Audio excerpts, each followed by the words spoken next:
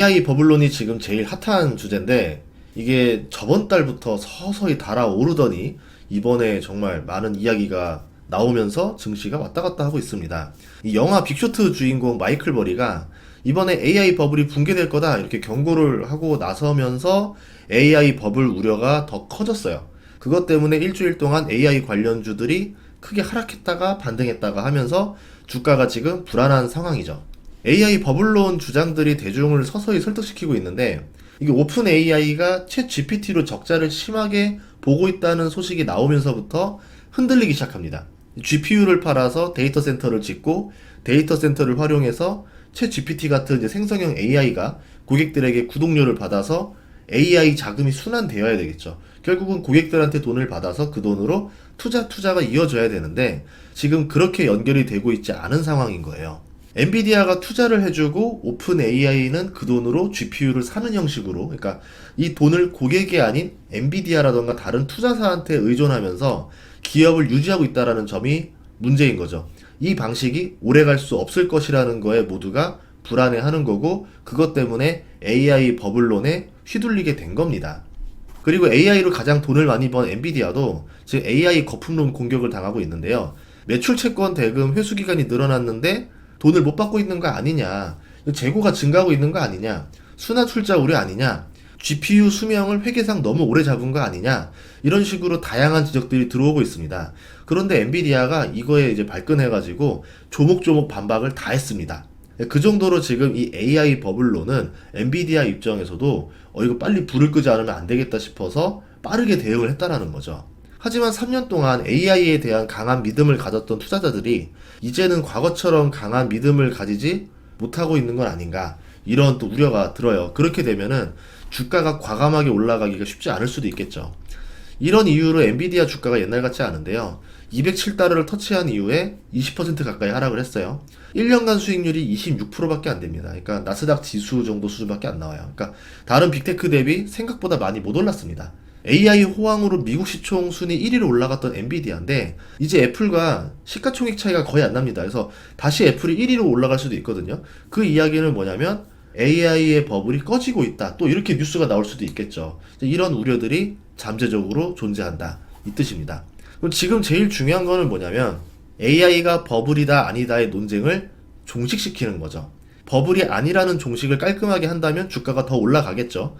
그렇지 못하면은 욕심이 의심으로 바뀝니다. 주가는 떨어지게 돼요.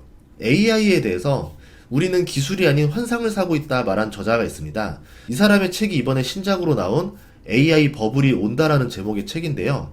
AI가 우리가 기대하는 진짜 인공지능인지 아니면 우리의 기대치를 미칠 수 없는 것인지 기술적인 관점에서 풀어쓴 책입니다. 우리가 알고 있는 이제 투자의 관점에서가 아니라 기술적인 관점에서도 우리가 한번 지켜볼 필요가 있겠죠. 이 책을 중심으로 제가 한번 AI 버블에 대해서 이야기를 해보도록 하겠습니다. 우리가 알고 있는 AI 대부분은 챗 GPT 같은 생성형 AI예요. 짧은 시간에 여러 유형의 콘텐츠를 생산할 수 있습니다. 그리고 챗봇이 최적의 답변을 찾아서 해줘요. 생성형 AI 기술은 빠른 속도로 발달했습니다. 지금 그때 처음 나왔을 때보다 지금 보면은 너무 좋아요. 정말 쓸만하다 이렇게 생각을 하는데, 그럼에도 불구하고 아직 실수가 잦고 신뢰성은 떨어져요.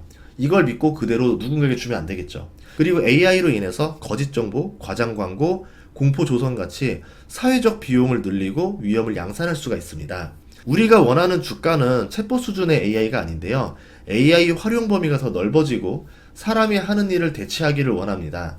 방대한 데이터를 학습해서 사람도 어려워하는 의사결정을 해결해 주길 원해요. 결국 AI에게 점점 의존한다라는 거예요. 미래를 예측해서 현재의 의사결정에 영향을 끼치는 예측형 AI도 있습니다.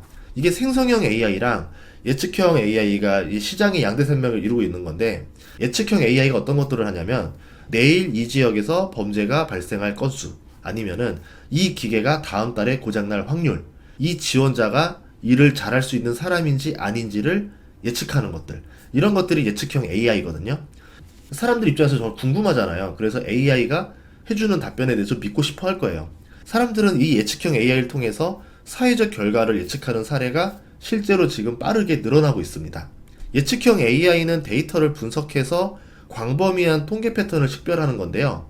하지만 저자는 어떻게 말하냐면 예측형 AI가 가진 실제 능력보다 훨씬 부풀려져서 팔리고 있다. 사람들의 삶과 경력에 관한 결정을 예측형 AI가 내리고 있다. 이거는 문제 아닌가? 이렇게 경고하고 있어요. 제 주위에서도 보면은 AI를 맹신하는 사람들이 정말 많습니다. AI로 물어보고 그 답을 그대로 자기 생각도 안 하고 검수도 필요 없다 생각하고 그대로 결제받으러 가는 직원들도 있어요. 그런데 저자가 AI가 정말 정확한 답을 하는지에 대해서 조사한 결과들이 있었는데 이게 생각보다 문제가 많다고 합니다. 예를 들어서 2023년에 발표된 한 논문은 머신러닝이 97% 정확도로 히트곡을 예측할 수 있다고 주장을 했었어요. 그래서 이 머신러닝을 분석해 봤는데 그 결과 머신러닝의 가장 흔한 함정인 데이터 유출이 있었습니다. 이로 인해서 논문 결과는 가짜로 나온 거죠. 저자가 분석한 결과 머신러닝 기반 연구 대다수가 결함이 있었다. 이렇게 말을 하는데요. 연구 주제가 화제성을 띨수록 연구의 질은 나빠지더라. 이렇게 말을 합니다. 요즘은 결함 있는 머신러닝 논문을 발견한다 하더라도 기록을 바로잡으려고 굳이 애쓰지도 않는다. 이렇게 경고해요. 그러니까 이 실패한 연구가 논문에서 또 많이 인용이 되면서 계속 논문에 논문을 낳는 거죠. 이렇게 과장된 연구가 대중을 오도하고 기업들은 과장된 제품을 만들어서 소비자들한테 해를 끼치는 거죠. 그리고 언론들은 불시에 불꽃을 지펴서 이 과장을 널리 퍼뜨립니다. 이런 상태에서 많은 예측형 AI들이 실생활에 활용되고 있다는 거죠. 범죄자를 풀어줘야 할지 말아야 할지 위험평가 도구에 예측형 AI가 활용되고 있습니다. 이게 가능한 걸까요? 병원, 보험, 고용주들도 활용하고 있습니다. 그러면은 여기에서 만약에 피해자들이 나오면은 끔찍하겠죠. 하지만 개발자들의 주장에 비해서 실제 예측형 AI 능력이 한참 못 미치는 경우가 많다는 결과를 가져온 거예요. 예측형 AI는 자신의 결정이 가져다주는 충격을 설명하지 못합니다. 실제로 한 병원의 데이터를 학습한 AI가 있었는데 천식 환자들은 심각한 폐렴이나 사망 위험이 훨씬 더 낮다는 판단을 하고 있는 겁니다. 그 이유가 뭐냐 보니까 천식 환자들은 도착하자마자 바로 중환자실로 보내졌기 때문에 그 덕분에 비천식 환자보다 집중 치료를 받을 수 있었던 거죠. 그래서 합병증으로 발전할 위험이 줄었을 뿐인 건데 예측형 AI는 병원 시스템 데이터 아래에서 학습을 했기 때문에 이게 오히려 안전하다고 판단을 낸 겁니다. 예측형 AI가 누구를 대상으로 학습을 했는지 테스트한 집단과 적용하는 집단이 다른 것은 아닌지를 우리는 확인을 해야 돼요. 만약에 다른 집단에 적용된다면은 AI는 오답을 말할 수 있다는 거죠. 또한 AI는 테스트 기간과 이후에도 변수가 동일할 것이라고 판단을 하는데 사람들이 시스템을 활용해서 전략적으로 행동할 수 있는 겁니다. 예를 들어서 AI의 맹점을 활용해서 악용하는 사람들이 나오는 거죠. AI는 이런 거를 말하는 사람들을 지원자 중에서 합격 처리를 하니까 요런 답변만 하면은 합격이 될 수 있어 라고 하면은 인사 면접관 입장에서는 정말 좋은 사람들을 뽑으려고 했는데 이거를 악용하는 사람들을 뽑게 되는 겁니다. AI로 자동화가 되고 나면은 잘못된 판단을 한다 하더라도 이거를 알아내기가 어려울 수 있어요. 알고리즘이 복잡하기 때문에. 결정에 이의를 제기하는 능력을 잃어버릴 수도 있는 겁니다. AI가 뽑았는데 맞겠지. 다 이유가 있겠지. 이런 생각이 지배하게 되면은 오답이 정답이 되는 세상이 올 수도 있는 겁니다. 이렇게 되면은 기존의 불평등을 심화시키는데 AI가 활용되는 거죠. 예측형 AI의 실패 사례를 통해서 확보한 데이터가 아무리 많고 모델이 훌륭하다 하더라도 미래를 예측하는 것은 본질적으로 한계가 있을 수 있습니다. 하지만 사람들은 있지도 않은 패턴을 분석하려고 하고 미래를 예측하려고 애쓰면서 이런 오류를 만들어내고 있는 거죠. 머신러닝은 훈련용 데이터를 활용하는 방식이니까 이 개별적인 것들을 예측하는 데 더 적합합니다. 미래를 그려보는 시뮬레이션은 집단이나 지구 차원의 결과를 예측하는 데 더 적합하죠. 예를 들어서 앞으로 식량이 부족할지를 예측하는 거는 머신러닝이 유용하지 않다라는 거예요. 왜냐하면은 머신러닝 모델은 훈련을 해야 되잖아요. 그러려면은 사용할 수 있는 과거의 식량 부족 사례들이 많아야 되는데 그게 충분하지 않기 때문에 그렇습니다. 기후 조건이 농업에 미치는 영향, 세계 무역의 복잡성, 정치적 변화가 식량 공급에 미치는 영향, 이런 특정 분야의 지식에 근거한 시뮬레이션이 더 적합한 거죠. 사회에서 컴퓨터에 기반한 예측이 널리 퍼져 있지만 그 효과를 입증하는 논문은 거의 출판되지 않았어요.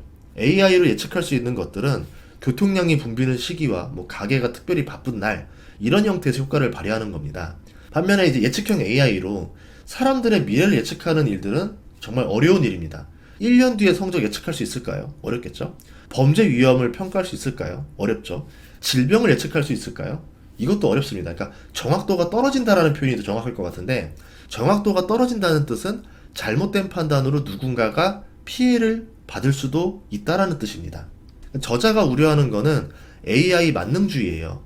생성형 AI처럼 AI는 예측도 잘할 것이라는 생각을 하게 되면은 사람들은 AI는 실수를 할 리 없다고 생각하고 판단을 AI에게 맡겨버립니다. 복잡한 알고리즘을 통한 판단은 그것이 정확한 것인지 아닌지 알 수가 없어요. 이로 인해서 나타날 부작용에 대해서 우려한 이 책의 저자 아르빈드 나라야나는 프리스턴대 컴퓨터 과학과 교수입니다. 경력 초기 단계에 뛰어난 과학자에게 주어지는 최고 영예상이 뭐냐면 젊은 과학자 대통령상인데 이 상을 받은 사람이에요. 우리는 기업들의 AI 버블론을 보고 있는데 이보다 더 핵심인 AI가 실제로 잘 작동하는 건지 얼마나 유용한 건지에 대해서 우리가 생각해 볼 필요가 있습니다. 이들의 성능과 정확도 대비 AI가 갈 길이 먼데 기업들은 생성형 AI뿐만 아니라 예측형 AI도 완벽한 제품이라고 포장하고 있죠. 정부는 AI라는 단어를 곳곳마다 붙이고 있습니다. 뭐 AI 제조, AI 교육, AI 행정 이렇게 성급하게 도입하면요 세금을 낭비하는 거 아닌가? 이런 좀 생각을 해봐야 될 것 같아요. 이 AI 버블이 온다라는 책에서는요 생성형 AI랑 예측형 AI의 맹점이랑 사람들은 왜 AI를 신뢰하려고 하는지, AI가 어떤 위험 요소를 가지고 있는지를 다루고 있습니다. AI 투자자라면은 한 번씩 읽어봐야 되겠죠?